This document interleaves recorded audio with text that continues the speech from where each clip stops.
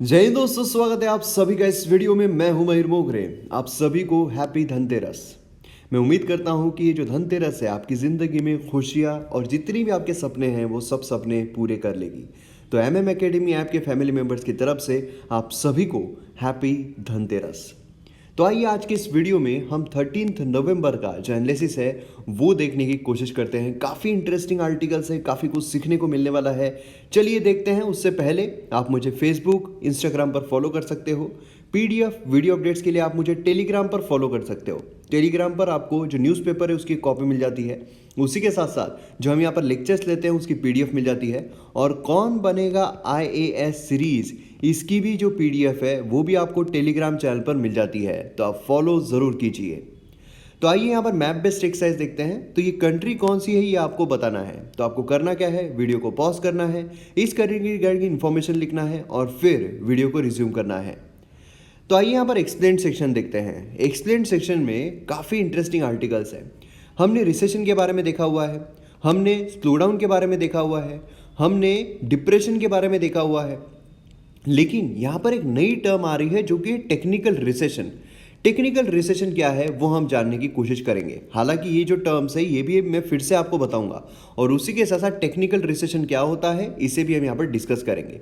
Jammu and Kashmir में जो land से रिलेटेड लॉज है उसमें क्या चेंजेस आए हैं उसके बारे में आर्टिकल बात कर रहा है। हालांकि हमने पहली बार देखा हुआ है लेकिन फिर भी यहाँ पर शॉर्ट में मैं आपको बताने की कोशिश करूँगा फिर से एक रिविजन पर्सपेक्टिव से क्या क्या खास हो रहा है। ये वाला जो आर्टिकल है ये वाला आर्टिकल हम देखेंगे लेकिन इस तरीके से नहीं, बल्कि इकोनॉमी सेक्शन में एक न्यूज़ आई है क्योंकि जो आत्मनिर्भर पार्ट 3 है वो हमें देखने को मिल रहा है। तो उसके साथ हम यहाँ पर इस आर्टिकल में जो भी दिया गया है उसे कवर करने की कोशिश करेंगे। फिर एडिटोरियल पेज और आइडियाज़ पेज अगर हम देखते हैं तो उसमें ये वाला जो आर्टिकल है काफ़ी इंपॉर्टेंट है, काफ़ी इंटरेस्टिंग है। मेंस पर्सपेक्टिव से अगर आप देखोगे तो काफ़ी कुछ हमें इसमें जानने को मिलने वाला है। अगर हम ये वाला आर्टिकल देखते हैं तो पेंडेमिक बिल्कुल इंपॉर्टेंट नहीं है, ये वाला आर्टिकल तो बिल्कुल ही इंपॉर्टेंट नहीं है। ये वाला अगर हम देखते हैं वोट ऑफ कॉन्फिडेंस, इसमें इलेक्शन कमीशन जो ईवीएम मशीन है इन सब के बारे में बात की गई है। तो इसलिए ये वाला भी आर्टिकल हम नहीं देखने वाले हैं क्योंकि कई बार हमने इलेक्शन कमीशन, ईवीएम मशीन, उसी के साथ साथ जो एमएम एकेडमी पर पॉलिटी की कंप्लीट सीरीज अवेलेबल है उसमें भी ये सारे हमने लेक्चर्स जो है वो कवर किए हुए हैं। तो आइए यहाँ पर जितने भी आर्टिकल्स हैं उनको एक एक करके देखने की कोशिश करते हैं। लेकिन उससे पहले दिवाली धमाका ऑफर चल रहा है एमएम एकेडमी ऐप पर। तो अगर आपने अब तक एमएम एकेडमी ऐप सब्सक्राइब नहीं किया है तो जल्द से जल्द कीजिए क्योंकि ह्यूज डिस्काउंट आपको यहाँ पर मिल रहा है और ये लिमिटेड पीरियड ऑफर है। और ध्यान दीजिएगा अभी इसके बाद कोई भी त्यौहार नहीं आने वाला है, इसीलिए आपको कोई भी ऑफर इसके बाद नहीं मिलेगा। तो ये लास्ट ऑफर समझ लीजिए, इसीलिए इसका पूरी तरीके से इस्तेमाल कीजिए। इतने कम प्राइजेस में, मतलब बाहर आपको जितना एक महीने का लग रहा है यहाँ पर आपको उससे भी कम में 1 साल का मिल रहा है, 2 साल का मिल रहा है। तो इसीलिए जल्द से जल्द डाउनलोड कीजिए एमएम एकेडमी ऐप। मेरे द्वारा बहुत सारे कोर्सेस लाए जा रहे हैं। मॉडर्न हिस्ट्री का कोर्स कंप्लीटली अवेलेबल है, पॉलिटी का कोर्स कंप्लीटली अवेलेबल है, एंशिएंट हिस्ट्री के कोर्स में सिर्फ 2 ही लेक्चर्स बाकी है। उसी के साथ साथ अगर हम बाकी के देखते हैं, ज्योग्राफी का कोर्स चल रहा है, एथिक्स का कोर्स चल रहा है और भी बहुत सारे कोर्सेस आने वाले हैं, इकोनॉमी का कोर्स आने वाला है, एनवायरमेंट का कोर्स आने वाला है। तो बहुत सारे कोर्सेस आपको यहाँ पर देखने को मिलने वाले हैं जो आपको एग्जाम में काफ़ी हेल्प दिलाएंगे। Highest quality content lowest prices में मिल रहे हैं, ऐसा मौका दोबारा नहीं मिलेगा। तो फटाफट ले लीजिए सब्सक्रिप्शन, वेट मत कीजिए, लिमिटेड पीरियड ऑफर चल रहा है। तो इस धनतेरस को और अच्छा बनाइए अच्छे इन्वेस्टमेंट के साथ। तो आइए यहाँ पर हम जानने की कोशिश करते हैं टेक्निकल रिसेशन क्या होता है। ये हमारे जीएस पेपर 3 के लिए काफ़ी ज़्यादा इंपॉर्टेंट है। देखिए अभी लेटेस्ट मंथली बुलेटिन जो है वो देखने को मिली है रिजर्व बैंक ऑफ इंडिया की तरफ से, जहाँ पर उन्होंने स्टेट ऑफ इकोनॉमी में जो हमारी इकोनॉमी जिस तरीके से चल रही है या चलने वाली है उसके बारे में यहाँ पर बताया है। अब यहाँ पर आइडिया बेसिकली क्या है कि मंथली स्नैपशॉट जो है कुछ की इंडिकेटर्स का इंडियन इकोनॉमिक हेल्थ की वो हम बता सके कि कई सारे इंडिकेटर्स होते हैं कि हमारी इकोनॉमी किस तरीके से फंक्शन कर रही है। खासकर अगर हम देखते हैं तो consumption plus government expenditure plus investment plus net export, तो ये जो है ये मेन इंडिकेटर्स होते हैं किसी भी कंट्री की इकोनॉमी को मेजर करने के लिए। अब यहाँ पर अलग अलग चीज़ें, इंफ्रास्ट्रक्चर हमारा कैसा फंक्शन कर रहा है, रियल एस्टेट हमारा कैसा फंक्शन कर रहा है, ऑटोमोबाइल सेक्टर हमारा कैसा फंक्शन कर रहा है, तो अलग अलग इंडिकेटर्स होते हैं जिससे कि हम ये समझ सकते हैं कि हाँ हमारी इकोनॉमी जो है वो आगे बढ़ रही है या हमारी इकोनॉमी पीछे आ रही है। अब as a part of exercise RBI जो है उसे नाउ कास्टिंग या फिर प्रिडिक्शन ऑफ प्रेजेंट और the very near future of the state of economy, ये यहाँ पर निकाला है। अब नाउकास्ट जो है, वेरी फर्स्ट नाउकास्ट में प्रेडिक्ट किया गया है कि हमारी जो इकोनॉमी है 8.6% सेकेंड क्वार्टर में कॉन्ट्रैक्ट करने वाली है।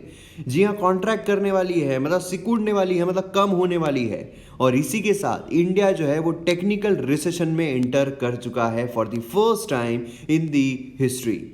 इसे बेटर समझने के लिए जो टर्म है टेक्निकल रिसेशन, इसमें हमें दो फ्रेजेस को डिस्टिंग्विश करना बहुत ज़रूरी है। वो कौन से हैं? एक तो है रिसेशन और दूसरा है रिसेशनरी फेज।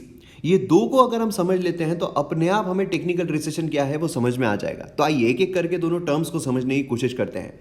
सबसे पहले तो हमें कॉन्ट्रैक्शन जो है इंडियन इकोनॉमी का वो देखना पड़ेगा।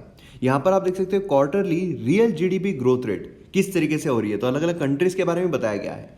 इंडिया अगर हम देखते हैं तो अक्टूबर टू दिसंबर 4.1%, जैन टू मार्च 3.1%। तो यहाँ पर आप देख सकते हो जो यहाँ पर देखने को मिला है, इससे हम बोल सकते हैं कि भैया यहाँ पर स्लो डाउन जो है वो आ चुका है। फिर उसके बाद अप्रैल टू जून देखते हैं तो -23.9 एंड जुलाई टू सितंबर देखते हैं -8.6, है ना। ये देखा गया है कि भैया इतना रहेगा। तो अब यहाँ पर अलग अलग टर्म्स निकल कर आते हैं। टर्म्स कौन से हैं?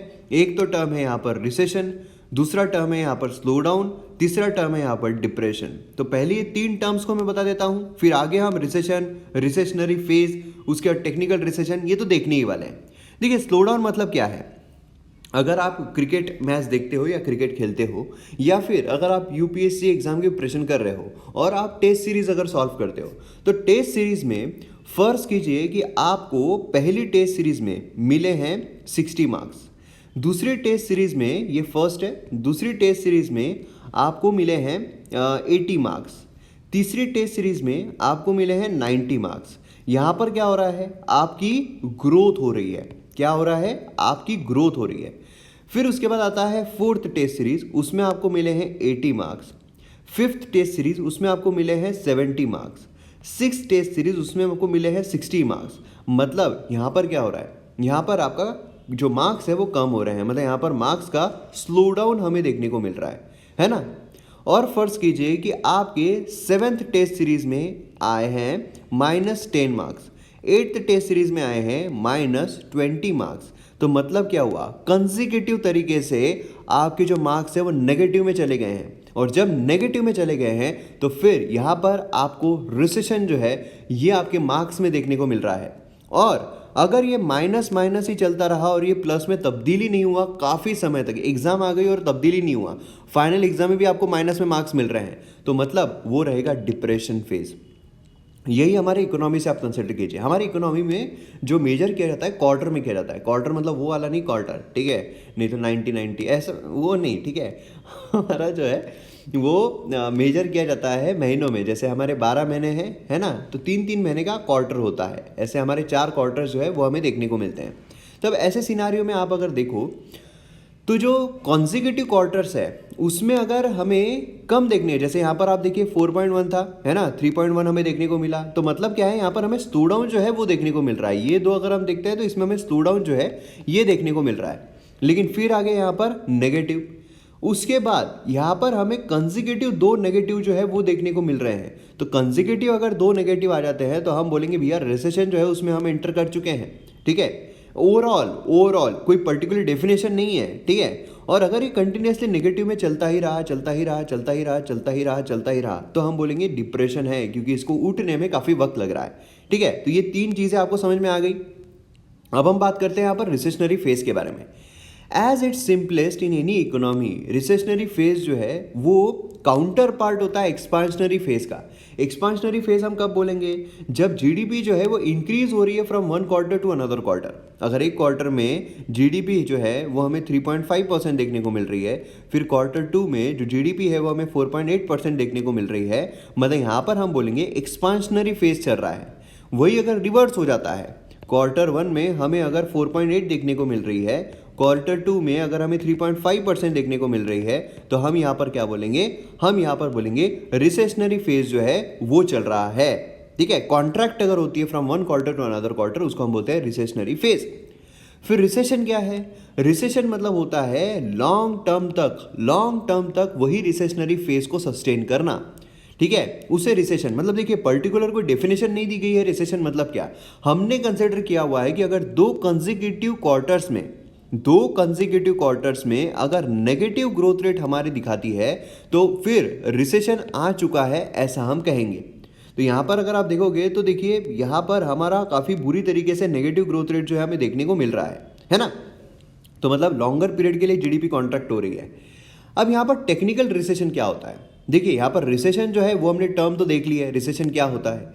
अब सिग्निफिकेंट कॉन्ट्रैक्शन जो होता है इंडिया की इकोनॉमिक एक्टिविटी में, ठीक है, तो ये हमें पता चल जाता है कि हाँ भैया बहुत कॉन्ट्रैक्शन हो रहा है। लेकिन अगर फिर उसके बाद एक्सपांशनरी फेज अगर हमें देखने को मिल रहा है, ठीक है, एक्सपांशनरी फेज अगर हमें देखने को मिल रहा है तो कुछ ऐसे सेक्टर्स होते हैं जो कि फिर भी काफ़ी वक्त लगाते हैं ऊपर जाने में, ठीक है। मतलब यहाँ पर देख लीजिए हमारी इकोनॉमी जो है अभी -23 थी, 24 थी, उसके बाद अभी 8.9 मतलब 9% हो चुकी है, फिर समझ लीजिए -2% हो रही है, ठीक है। तो मतलब वैसे तो हमारा एक्सपांशनरी फेज हो रहा है कि पहले क्वार्टर से अभी का क्वार्टर जो है वो हमारा ग्रोथ हो रहा है, मगर है तो हम नेगेटिव इसमें है तो चल रहा तो रिसेशन ही है। मतलब जो ओवरऑल सेक्टर है हमारे, कुछ सेक्टर्स अच्छा परफॉर्म कर रहे हैं, तभी तो हम -24 से -9 पर आ गए हैं। लेकिन उसमें भी जो बाकी के कुछ सेक्टर्स है वो बुरा परफॉर्म कर रहे हैं, उनको काफ़ी वक्त लगता है ऊपर जाने के लिए।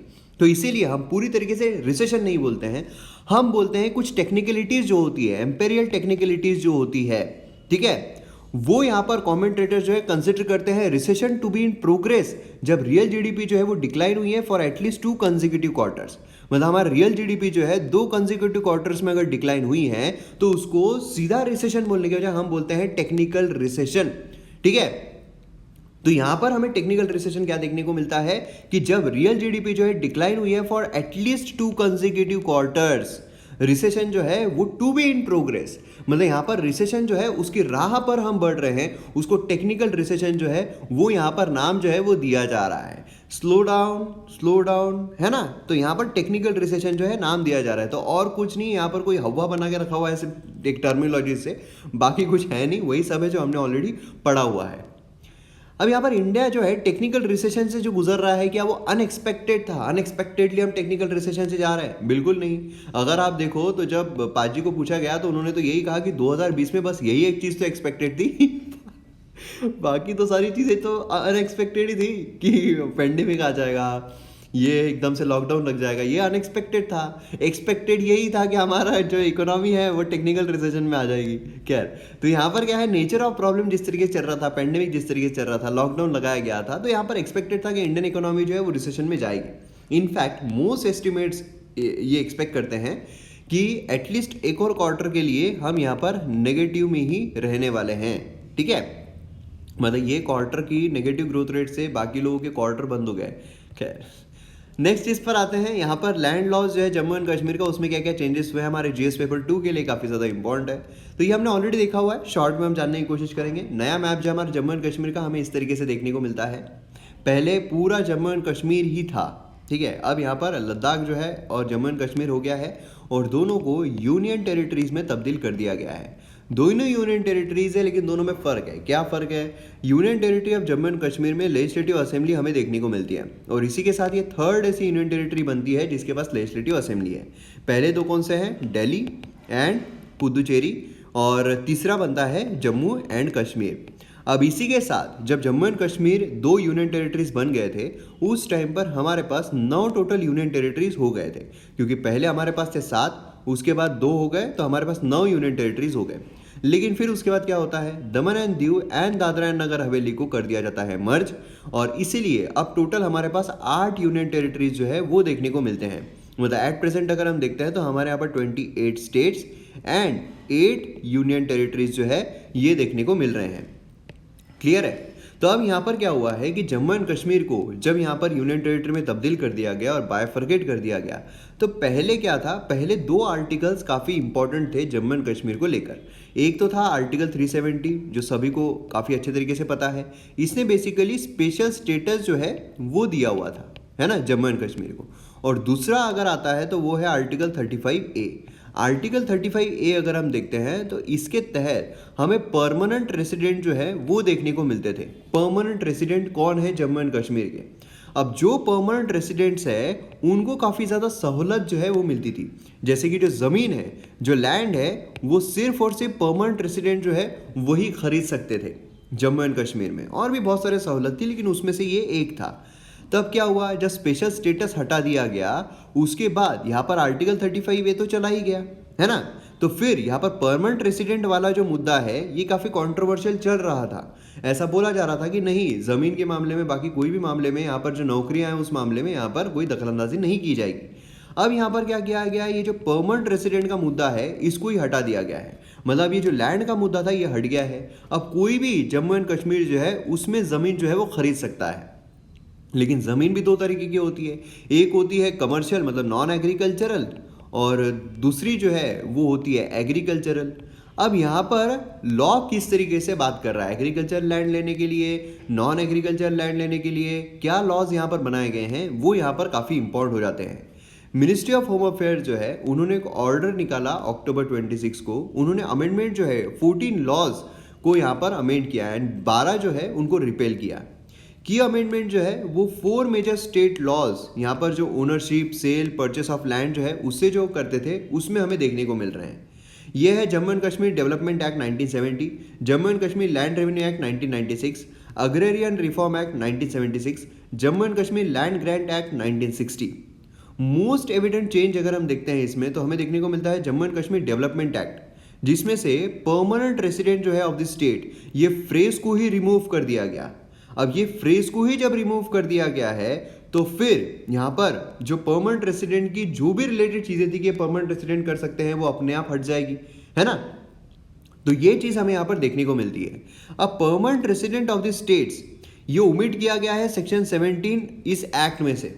जो यहाँ पर जो disposal of land by the authority ये वाला जो एक टर्म है यही यहाँ पर मिटा दी गई।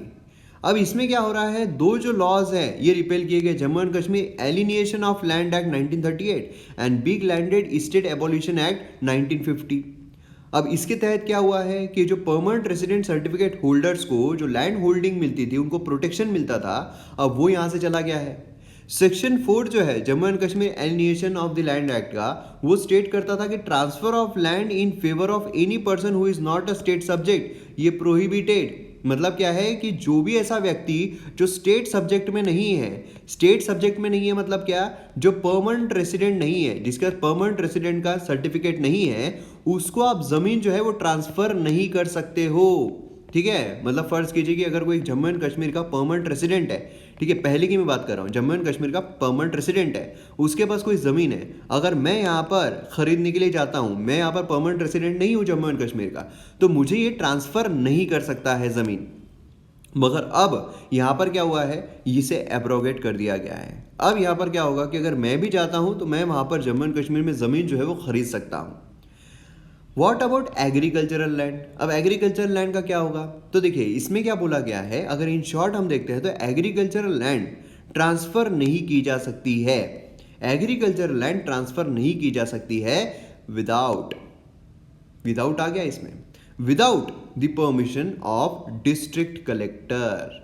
मतलब यहाँ पर क्या है, सेक्शन 133A जो है Jammu and Kashmir land revenue act 1996 का, उसमें ये बोला गया है कि no land used for agriculture purpose shall be used for any non agricultural purpose.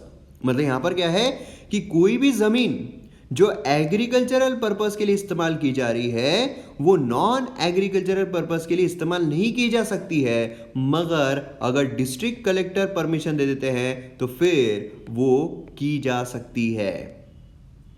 Further sub section 2 जो है सेक्शन 113A का, वो ऐड करता है ओनर या ऑक्यूपेंट जो खुद से विश करता हो कि वो एग्रीकल्चर लैंड को नॉन एग्रीकल्चर यूज में प्रोवाइड करे तो वो भी यहाँ पर किया जा सकता है। तो मतलब बेसिकली क्या है कि इसको भी जो रखा गया है कि एग्रीकल्चर लैंड को नॉन एग्रीकल्चर लैंड में तब्दील करना, ये भी जो रखा गया है ये काफ़ी लिबरल तरीके से रखा गया है कि ईजिली इसको ब्रेक किया जाए। तो नेक्स्ट यहाँ पर हमें देखने को मिलता है the next economy, GS paper 3 के लिए काफ़ी ज़्यादा इंपॉर्टेंट है। अब देखिए गवर्नमेंट जो है उन्होंने कुछ की लेबर एंड फार्म रिफॉर्म्स जो है वो पास किए हैं। अब यहाँ पर अगर आप देखोगे सेल्फ रिलायंट, आत्मनिर्भरता ये हमें देखने को मिल रही है, मगर फिर भी अभी भी यहाँ पर हमें शॉर्ट टर्म अगर देखा जाए और लॉन्ग टर्म अगर देखा जाए तो प्रॉब्लम जो है वो अभी भी हमें देखने को मिल रहे हैं। अब शॉर्ट टर्म की जब हम बात करते हैं तो सीवियर डिसरप्शन जो है सप्लाई चेन का वो हुआ है नेशनल एंड लोकलाइज्ड लॉकडाउन की वजह से। अगर आप देखो तो मुझे कुछ दिन पहले जो अपना ये आईपैड होता है वो लेना था, iMac जो है वो लेना था, लेकिन अवेलेबल ही नहीं है, मार्केट में ही अवेलेबल नहीं था, है ना। क्यों नहीं अवेलेबल था? क्योंकि जो डिलीवरी है वो नहीं हो पा रही थी, ट्रांसपोर्टेशन जो है वो नहीं हो पा रहा था। तो ये सब प्रॉब्लम्स की वजह से नहीं हो पा रहा था। तो इसकी वजह से क्या हुआ है? नुकसान तो हुआ है, सप्लाई चेन जो है वो तो यहाँ पर डिसरप्ट हुई है ना, जिसकी वजह से supply side and demand side shrinking जो है 22% एंड 23% रिस्पेक्टिवली वो हमें यहाँ पर देखने को मिली है। एस्टिमेट किया जा रहा है कि इंडिया की जीडीपी जो है वो श्रिंक होंगी in the range of 7 to 10% and will possibly reach 2019-20 output level by the end of financial 2021। मतलब इतना ज़्यादा श्रिंक जो है वो होगी। डेवलपमेंटल इम्प्लीकेशन जो है पॉवर्टी पर, इनइक्वालिटी पर, स्टैंडर्ड ऑफ लिविंग पर बहुत ज़्यादा जो है वो हमें देखने को मिल रही है। क्योंकि क्या होता है, जब सप्लाई साइड में डिसरप्शन हो जाए, सप्लाई ही प्रॉपर ना हो पाए, तो यहाँ पर लोगों को चीज़ें जो है वो मिल पाती है क्या? नहीं मिल पाती है। लोगों को अगर चीज़ें ही नहीं मिल पाएगी तो फिर यहाँ पर प्रॉब्लम्स जो है वो क्रिएट होंगे या नहीं होंगे? बिल्कुल होंगे। जो डिस्ट्रीब्यूटर्स है उनको फ़ायदा होगा क्या? नहीं होगा। मतलब ओवरऑल इकोनॉमी, उनके हाथ में पैसा आएगा क्या? नहीं आएगा। पैसा नहीं आएगा तो वो अलग चीज़ों पर खर्च कर पाएंगे क्या? नहीं। तो ओवरऑल प्रॉब्लम्स जो है वो हमें यहाँ पर देखने को मिलते हैं। लॉन्ग टर्म की अगर हम बात करते हैं तो बिगर मीडियम टर्म जो स्लो डाउन है वो है aggregate demand, private final consumption expenditure, investment, exports. मतलब यहाँ पर बेसिकली अगर आप देखोगे तो बात क्या की जा रही है कि जो लोग हैं उनके हाथ में पैसा नहीं है। क्या है? In hand, money in hand, ठीक है, मनी इन हैंड, ये हमें देखने को नहीं मिल रहा है। और अगर जिसके हाथ में है भी तो वो सेव कर रहा है। सेव क्यों कर रहा है? कि अगर कोरोना हो गया तो 3 लाख रुपीस का बिल बनेगा, ये होगा वो होगा, तो he is trying to save, she is trying to save कि भैया हम यहाँ पर खर्च नहीं करेंगे, हम यहाँ पर जो चीज़ें हैं वो बाद में पोस्टपोन कर देते हैं लेने को। अब अगर चीज़ों को लेने में पोस्टपोन हो जाएगा तो फर्ज कीजिए ना कि यहाँ पर कोई मैन्युफैक्चरिंग यूनिट ने एक कोई चीज़ बनाई है, अब ये जो चीज़ है कोई खरीद ही नहीं रहा है, तो ये पड़ी रहेगी। इससे जो इंडस्ट्री जिसने उसको बनाया उसको फ़ायदा होगा क्या? नहीं होगा, है ना। उसी के साथ साथ फिर ये क्या करेगी?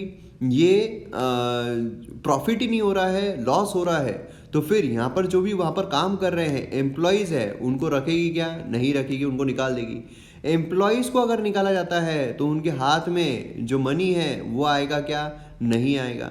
मनी नहीं आएगा तो कुछ खरीदेंगे क्या? नहीं खरीदेंगे। और खरीदेंगे नहीं तो इंडस्ट्री को नुकसान, नुकसान, employment, unemployment, unemployment, money shortage and again purchasing power का गिरना। तो ये जो एक विशियस साइकिल है कंटिन्यू चलती रहती है ना। तो ये बड़ा प्रॉब्लम, मेन मुद्दा जो है वो देखने को मिल रहा है। और दूसरा क्या है? इंडस्ट्रीज को फायदा नहीं हो रहा है, कोई कुछ खरीद ही नहीं रहा है, तो जो इन्वेस्टमेंट है, इन्वेस्टमेंट वो होगी क्या? नहीं। इन्वेस्टर क्या चाहता है कि मुझे फायदा हो, मुझे बेनिफिट हो, वही नहीं हो रहा है तो खरीदेंगे क्या? नहीं खरीदेंगे, है ना। तो इन्वेस्टमेंट स्लो डाउन जो है mostly due to fall in the household investment in the construction sector, affecting not only major industry steel, cement, power but also income, employment and demand, है ना। अब रियल इस्टेट अगर आप देखोगे, construction activities जो है वो भी ठप बैठी हुई है। वो ठप बैठी हुई है क्योंकि लोग कोई घर वर परचेस कर नहीं रहे हैं, तो सब ठप बैठा हुआ है। तो उसके वजह से जो स्टील इंडस्ट्री है, सीमेंट इंडस्ट्री है, पावर सेक्टर है, उसको भी काफ़ी नुकसान हो रहा है। तो देखिए क्या होता है, हम देखते हैं एक चीज़ लेकिन उस पर काफ़ी ज़्यादा डिपेंडेंट चीज़ें होती है। इसलिए हमने लास्ट इसमें देखा था इकोनॉमी को रिवाइव कैसे करना है, उसमें हमने एक पार्ट देखा था कि ऐसी इंडस्ट्रीज़ जिस पर बहुत सारी इंडस्ट्रीज डिपेंडेंट हो, जैसे कि रियल इस्टेट सेक्टर हो गया, है ना, कंस्ट्रक्शन एक्टिविटीज़ हो गई, उस पर स्टील, सीमेंट, पावर सेक्टर, बहुत सारी इंडस्ट्रीज जो है वो डिपेंडेंट होती है। तो इसको अगर हम बढ़ाते हैं तो अपने आप ये इंडस्ट्रीज जो है वो बढ़ना शुरू हो जाएगी, है ना। तो ये सारी चीज़ें हमें यहाँ पर देखने को मिलती है। आत्मनिर्भर भारत की जब हम बात करते हैं तो आत्मनिर्भर भारत डिपेंड करता है on the improving income and productivity major labour force की। ये दो तरीकों से की जा सकती है। पहला क्या है कि आपको फार्मिंग कम्युनिटी जो है उनको इंसेंटिवाइज करना पड़ेगा कि वो ग्रेन बेस्ड फार्मिंग से कैश क्रॉप की तरफ, हॉर्टिकल्चर की तरफ, लाइफ स्टॉक प्रोडक्ट्स की तरफ शिफ्ट करे, जिससे कि क्या होगा कि उनको ज़्यादा पैसे मिलेंगे, ज़्यादा प्रॉफिट मिलेगा। अभी ये इजी है, जल्दी से बेचा जाता है और हो जाता है। इसलिए क्या है कि ये वो प्रीफर करते हैं, लेकिन हम अगर इंसेंटिवाइज करेंगे तो इस पर भी वो बढ़ेंगे और इस पर बढ़ेंगे तो ज़्यादा उनको पैसे मिलेंगे। सेकेंड है shift the labour force from agriculture to manufacturing. Manufacturing पर शिफ्ट होना बहुत ज़रूरी है। इसको हम primary, secondary and tertiary sector जो है उसमें डिवाइड कर सकते हैं। प्राइमरी बोलिए एग्रीकल्चर, सेकेंडरी बोलिए मैन्युफैक्चरिंग, टर्शरी बोलिए service sector. Service sector India में पहले से ही अच्छा खासा चलता आ रहा है, लेकिन अभी एट प्रेजेंट अगर आप देखोगे तो काफ़ी ठप बैठा हुआ है। उसकी रीजंस है लॉकडाउन। दूसरा अगर हम देखते हैं, इंडिया एग्रीकल्चरल सेक्टर से सीधा जंप किया था सर्विस सेक्टर पर, मैन्युफैक्चरिंग सेक्टर पर उसने इतना जोर दिया ही नहीं था। और मैन्युफैक्चरिंग सेक्टर बहुत इंपॉर्टेंट होता है ना। तो इसीलिए मैन्युफैक्चरिंग जो है उसमें यहाँ पर इंडिया ने ज़्यादा रोल अदा करना चाहिए, क्योंकि अगर आप देखोगे सेल्फ रिलायंट अगर बनना है तो मैन्युफैक्चरिंग जो है सबसे इंपॉर्टेंट है। बिना मैन्युफैक्चरिंग के सेल्फ रिलायंट नहीं बना जा सकता है। मतलब क्या है कि यहाँ पर अगर आप चाइना देखोगे तो चाइना में मैन्युफैक्चरिंग यूनिट्स बहुत ज़्यादा खुले हुए हैं अलग अलग कंपनीज के, लेकिन अब वो वहाँ पर नहीं चाहते हैं रुकना, इसलिए वो चाहते हैं हम दूसरा घर जो है उसको तकना। इसीलिए अब इंडिया जो है वो उनके लिए बन सकता है अच्छा घर। इसीलिए यहाँ पर जो चीज़ें हैं वो होनी चाहिए भर भर भर भर भर भर तो ये जो चीज़ें हैं काफ़ी इंपॉर्टेंट हो जाती है, ठीक है। अभी आप देखो ना, इंडिया जो है यूथफुल स्टेज में है, तो इसीलिए यहाँ पर क्या होगा, यूथफुल स्टेज में रहने की वजह से चीप लेबर जो है वो यहाँ पर अवेलेबल रहेगा और एम्प्लॉयमेंट अपॉर्चुनिटीज़ भी मिलेगी। तो इसीलिए यहाँ पर क्या करना चाहिए, मिले सुर मेरा तुम्हारा, इस तरीके से फंक्शन करना चाहिए। इंडियन फर्म जो है उसको ग्लोबल वैल्यू चेन जो है उसमें यहाँ पर लाना चाहिए। काफ़ी investors, labour intensive manufacturing, R&D, branding, ये सब चीज़ों के साथ इंटेंसिवली यहाँ पर ये सब करके, है ना। जो टैरिफ है, नॉन टैरिफ बैरियर्स है, इन सभी को हटा देना चाहिए। Tariff barrier and non tariff barrier क्या होता है? टैरिफ बैरियर मतलब क्या? अड़थड़ा। आप अड़थड़ा क्रिएट कर रहे हो। टैरिफ मतलब क्या है? किसी इंपोर्ट ड्यूटी से। और नॉन टैरिफ मतलब क्या है? किसी स्टैंडर्ड से। मतलब यहाँ पर कोई अगर इंपोर्ट कर रहा है हार्ली डेविडसन, हम बोले कि भैया जो हैंडल है ना वो पीछे के साइड से ही है, तो यही अगर होगा तो हम एक्सपेक्ट, मतलब बैरियर आपने लगा दिया है, हार्ली डेविडसन इंडिया में नहीं आएगी। लेकिन ये टैरिफ से लगाया क्या? नहीं, आपने नॉन टैरिफ लगाया, स्टैंडर्ड एक सेट किया है ना।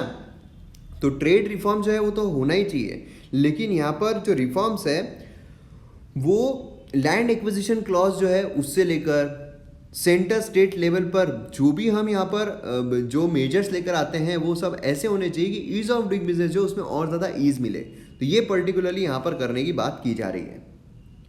नेक्स्ट यहाँ पर हमें stress sector, job creation, real estate किस तरीके से बेनिफिट करेंगे इसके बारे में यहाँ पर बात की जा रही है।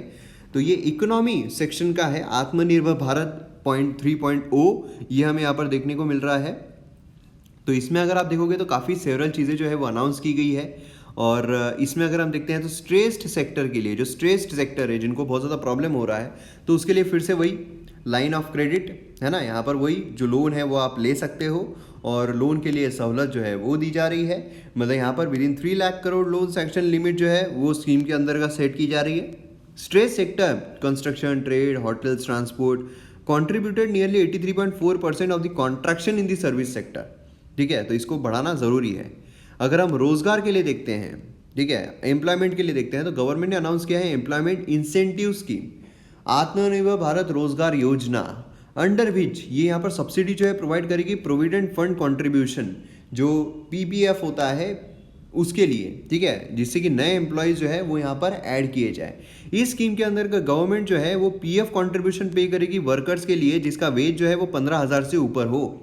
कंट्रीब्यूशन 24% जो है बोथ एम्प्लॉयर्स एंड एम्प्लॉय के लिए पे करेगी।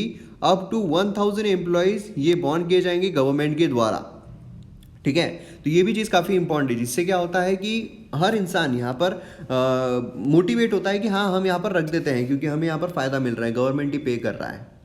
कंस्ट्रक्शन एंड इंफ्रास्ट्रक्चर अगर हम देखते हैं तो मेजर बूस्ट जो है वो यहाँ पर जो रुके हुए प्रोजेक्ट्स है उसके लिए, जो यहाँ पर अफोर्डेबल हाउसिंग है वो लाने के लिए, है ना, उसके लिए काफ़ी ज़्यादा पैसे जो है वो यहाँ पर अनाउंस किए गए हैं।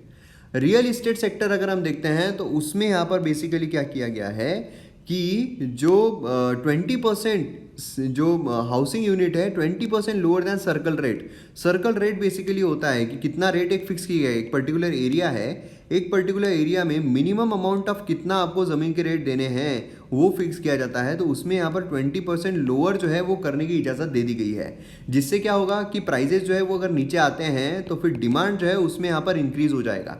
डिमांड में इंक्रीज़ होगा तो अपने आप यहाँ पर सारी चीज़ें जो है वो बेटर हो जाएगी। क्लियर है? तो ये सारी चीज़ें गवर्नमेंट की तरफ से यहाँ पर की जा रही हैं। अब ये जो गवर्नमेंट ने यहाँ पर लाया है उस पर एक्सप्लेन सेक्शन में भी हमें आर्टिकल देखने को मिलने वाला है, एडिटोरियल बहुत सारे देखने को मिलने वाले हैं, तो उसमें और डिटेल में हम डिस्कस करेंगे उसके परिणाम होगा क्या, नहीं होगा क्या, शॉर्टफॉल रहे हैं क्या और गवर्नमेंट ने करना चाहिए। ठीक है, तो यहाँ पर हमारा वीडियो जो है वो खत्म होता है। दिवाली धमाका ऑफर अगर आपने अब तक एनरोल नहीं किया है तो जल्द से जल्द कीजिए। MM Academy ऐप डाउनलोड कीजिए, लिंक आपको डिस्क्रिप्शन कमेंट सेक्शन दोनों ही जगहों पर मिल जाएगी। मिलते हैं अगले वीडियो में। जय हिंद। तो सर पूरा गेम ही बदल दिया। सर गॉड गिफ्टेड है, ऐसे लग रहा है मिल गया है। मॉडर्न हिस्ट्री ऐसा था, मेरे को मैंने स्पेक्ट्रम पढ़ने की कोशिश की थी, बट व्हाट हैपेंस कि उसमें इतना टेक्स्ट है ना, आपको कम से कम 15-20 बार पढ़ना पड़ता है, तब जाके दिमाग में कुछ क्रोनोलॉजी समझ आती है, कुछ बैठता है। तो जब आपकी एक वीडियो देखी तो मेरे को बहुत अच्छा लगा। जो कि मतलब इतने कम प्राइस में तो मतलब कि बैंक एसएससी का भी कोचिंग अवेलेबल नहीं होता। I am from a commerce background, तो ये कॉस्ट वाला फैक्टर हमेशा से माइंड में रहता है। तो मतलब कि I am totally satisfied with it, मतलब कि अफोर्डेबल भी है और क्वालिटी बहुत हाई है। A good teacher is like a candle who burns itself in order to light up the others. So you are like a candle for thousands of us. Sir, your style of teaching is simply incredible. The quality is also incredible. जब मैंने coaching join की थी, शायद आपको बताया था मैंने, तो मैंने करते करते छोड़ दी थी क्योंकि आपकी मैंने वीडियोस देखी वगैरह तो मुझे अच्छा लगा। जो करा है क्योंकि किसी ने भी स्पेस और उससे शुरू नहीं किया, सीधा उन्होंने जो मॉर्फोलॉजी, हाँ जी ओशन में घुस जाओ, हाँ जी स्टोन में घुस जाओ। मैं कहा ये क्या कर रहे हैं आपने, तो सर पूरा गेम ही बदल दिया। और दूसरी बात, सबसे बड़ी बात, अच्छी बात आपकी ये है कि जैसे हम कोई पेपर वगैरह देखने जाते थे या कोचिंग सेंटर में जाते थे, वो कुछ पढ़ाते थे तो वो कहते थे कि आप पहले NCERT पढ़ो वगैरह पढ़ो। आपका जो सीधा स्टेट ऑफ एटीट्यूड है ना सर, कि जी मेरी वीडियो देख लो, आपका काम बन गया।